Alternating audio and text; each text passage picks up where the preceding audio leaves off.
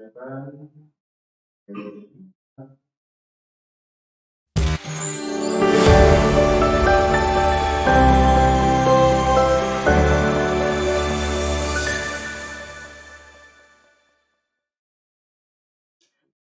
UI, selamat jumpa.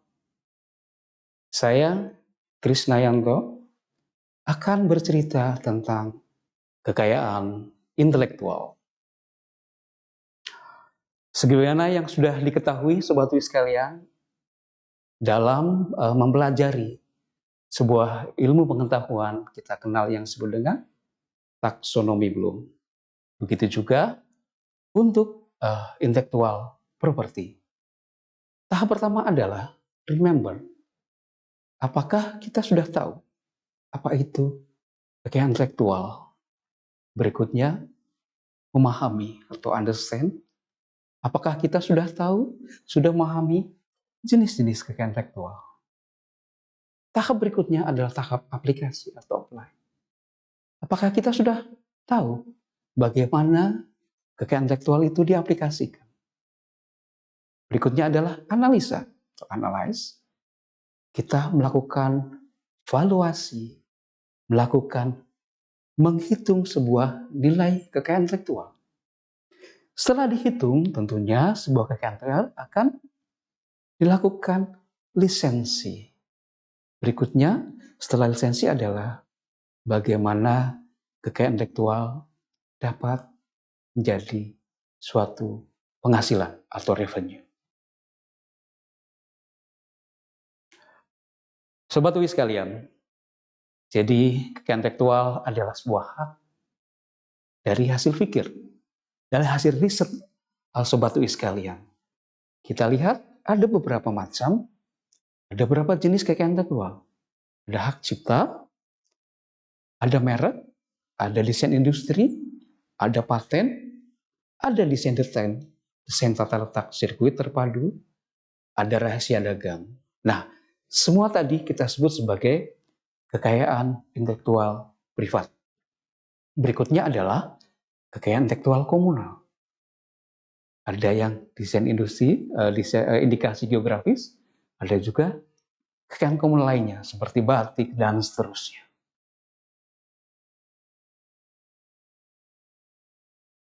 Nah, karena kekayaan intelektual itu jenisnya sangat banyak, kita lihat yang pertama adalah hak cipta. Nah, hak cipta ini pada prinsipnya sebuah hak hasil ciptaan kita. Spektrumnya sangat luas, ya. Mulai dari buku atau karya tulis lainnya, ada lagu, ada karya seni rupa, ada fotografi, audio, visual, sinematografi, dan seterusnya. Banyak sekali spektrum hak cipta. Dan hak cipta ini juga mempunyai perlindungan paling lama di antara jenis kekayaan intelektual lainnya. Ada yang perlindungannya sampai dengan 70 tahun, ada yang 50 tahun, juga ada yang 25 tahun. Nah, berikutnya adalah paten. Paten ini adalah sebuah hak eksklusif yang diberikan oleh negara kepada para inventor. Apa syarat sebuah paten? Pertama adalah novelty atau kebaruan. Berikutnya, mempunyai langkah inventif. Dan yang ketiga adalah dapat diterapkan dalam industri. Jadi jika Sobat UI mempunyai tiga syarat tersebut, maka riset dari Sobat UI mempunyai potensi paten. Nah, paten mempunyai dua jenis.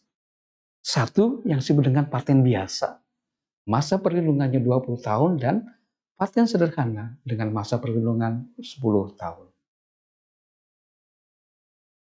Lain lagi dengan merek. Jadi merek ini pada prinsipnya adalah tanda untuk membedakan suatu produk dan jasa. Jadi merek tidak boleh punya kesamaan huruf, kesamaan bunyi, dan seterusnya. Jadi Sobat UI, jika Sobat UI sudah punya merek, segera daftarkan untuk melindungi. Nah, merek dibagi menjadi dua bagian besar. Ada merek tradisional yang hanya biasanya susunan huruf dengan dua dimensi, ada non-tradisional yang biasanya sudah kombinasi, ada 3 dimensinya, ada hologramnya, dan ada tambahan musik atau video. Nah, kita masuk ke tahap berikutnya. Kita tahap understand atau aplikasi. Pada prinsipnya Sobat UI sekalian, jadi KI ini ibarat seperti rumah yang mempunyai banyak kamar.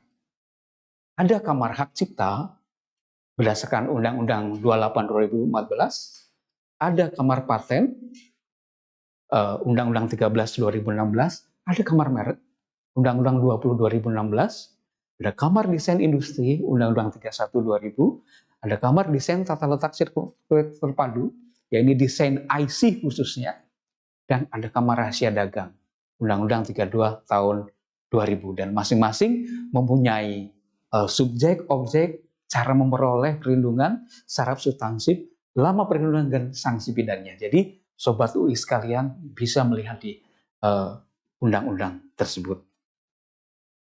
Nah, Sobat UI sekalian, ini adalah sebuah perjalanan panjang dari Universitas Indonesia, bagaimana UI mulai melakukan pengenalan kekayaan intelektual sampai dengan masuk ke fase bagaimana UI melakukan kekayaan intelektual yang lebih berkualitas. Kita lihat dari tahun 2008. Sedikit sekali pendaftarannya, bertumbuh terus sampai dengan tahun 2023. Kita lihat data di tahun 2022 kita tercatat 1.900 kekayaan intelektual kumulatif. Jadi total UI sudah mempunyai 7.804 kekayaan intelektual kumulatif yang kita kumpulkan dari 2008 sampai dengan Agustus 2023. UI juga tahun 2002 mendapatkan penghargaan dari Kementerian Hukum dan Hak Asasi Manusia, Direktorat Jenderal Kekayaan Intelektual. Nah, Sobat UI, kita lihat kekayaan intelektual tidak lepas dari manajemen inovasi. Manajemen inovasi di UI pada prinsipnya adalah sesuai dengan demand pool, bukan teknologi pas. Setelah Sobat UI melakukan riset, mendaftarkan kekayaan intelektual untuk dilindungi, dan kita hitung valuasi KI-nya. Kemudian kita lakukan assessment. Jika hasil KI milik Sobat UI ini, hasil assessment-nya adalah low risk capital intensive, maka akan ditawarkan kepada mitra industri. Jika hasil assessment-nya ternyata high risk non capital intensive, maka KI milik Sobat UI ini akan kita tawarkan kepada startup. Jadi tidak ada KI yang berakhir di perpustakaan atau menjadi monumen. Semua akan terhilirisasi. Nah, karena KI mempunyai nilai, maka ada cara menghitungnya. Jadi valuasi KI itu punya dua pendekatan. Pendekatan kualitatif dan pendekatan kuantitatif. Nah, ini adalah data tahun 2022. Kekayaan intelektual milik UI sudah dilisensikan ke industri.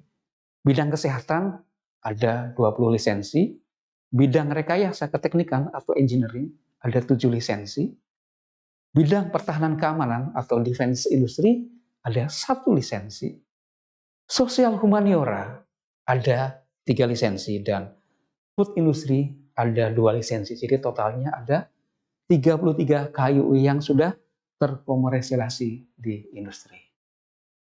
Nah, hilirisasi tidak harus ke industri, bisa juga ke startup. Data menunjukkan ada 160 startup binaan berlisensi KI milik UI yang produktif sampai dengan Agustus 2023. Jadi, Sobat UI sekalian, hilirisasi tidak harus industri, ke startup juga bisa. Ini juga manajemen kekayaan intelektual. Nah, bagaimana hak ekonomi para inventor, para pencipta yang sudah menghasilkan kekayaan intelektual di UI? UI memberikan penghargaan setinggi-tingginya kepada para periset, pada sivitas akademika yang kekayaan intelektualnya sudah terhilirisasi berupa 70% royalti untuk inventor dan 30% untuk UI. Jadi luar biasa sekali, Sobat sekalian. Sobat sekalian, jika mempunyai KI dan terhilirisasi, punya potensi mendapatkan 70% dari royalti. Ini adalah contoh bagaimana perjalanan tahun pertama sebuah royalti. Ya, Kita bisa screenshot dari 9 ini, mulai tahun 2015 sampai dengan 2020. Sebuah perjalanan yang tidak mudah, dari mulai yang hanya 8 juta sampai dengan yang 430 juta. Tetapi royalti bukan hanya paten, merek juga bisa. Kita lihat ada sebuah merek milik Fakultas Ekonomi dan Bisnis mendapatkan royalti 99 juta.